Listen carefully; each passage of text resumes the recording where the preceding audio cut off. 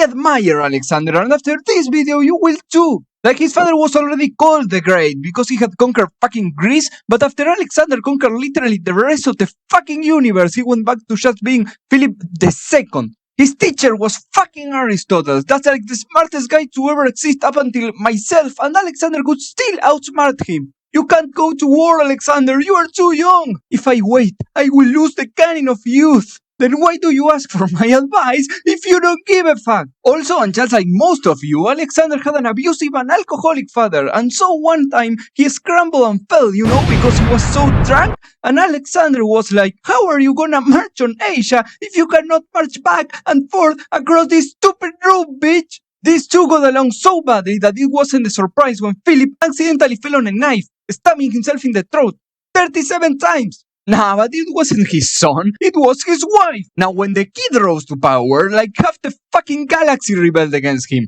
But Alexander knew how to use the word. Hey, yeah?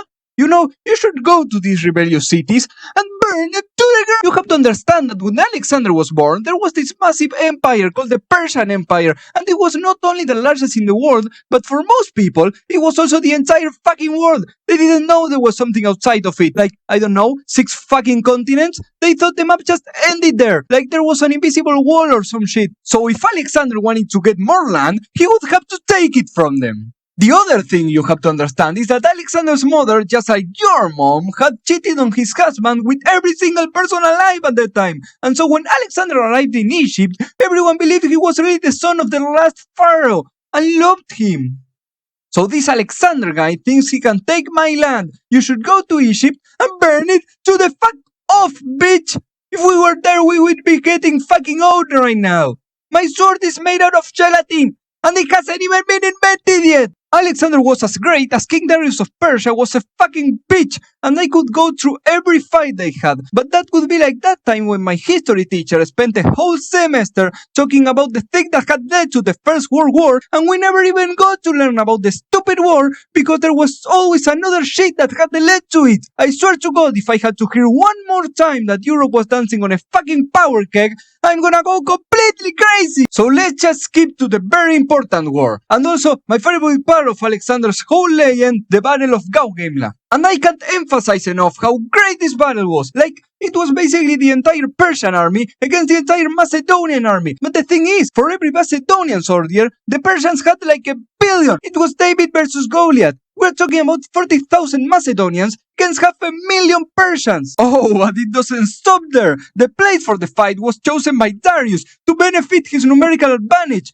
And still, against all odds, Alexander threw 1,000 dice and they all landed in 6. The Battle of Gaugamela is considered a masterpiece of military tactics and the most important victory of Alexander the Great. So now this fucker has taken over the entire observable universe and he's just 30. So maybe it is about time you start going to the gym, like you said you would. So Alexander used his new powers to make a new and very big army, help philosophy spread, contribute to the Gracification of the Middle East, whatever the fuck that means, and kill his best friend, because he had time. He also found a tribe of naked women in the forest, and well, we don't really have to talk about that part.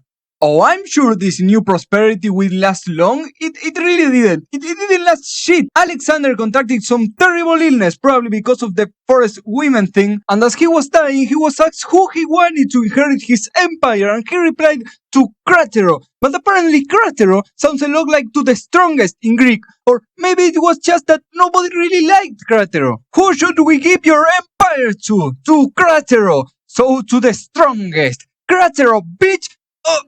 To the strongest it is! Also, apparently a psych had predicted his death because as the psych was about to die, he said to Alexander, I will meet you in Babylon. And Alexander ended up dying in Babylon. But like, come on, if you knew he was going to die in Babylon, why didn't you just say, hey man, you will die in Babylon, so maybe don't go there, or do, and die, I don't really give a fuck, I'm already dead. It's funny to think that in the future I may do a part 4 just because I have improved so much that I want to tell this story again, but better.